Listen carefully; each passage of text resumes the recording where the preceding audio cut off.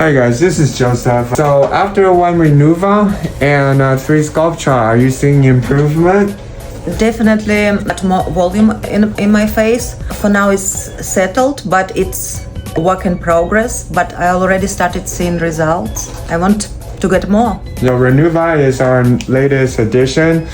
It's FDA approved. It's kind of like fat graft in a syringe. These are fat matrices, so you will be injecting this area right here, here, here, here, and here to avoid the skeletal look and to make this area volumized. If you don't mind, tell us how old are you? I'm 53. She looks fabulous. So we're treating the buccal region. So we're doing the Renuva of the under eye area.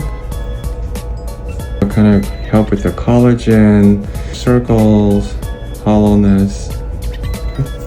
So I just put some Renuva there and here. You can tell the difference on that side versus this side. We just did some Renuva for her. And how was your pain level? It varies, it depends on area. I would say in between 2 and 4. Yeah, it depends where. Okay.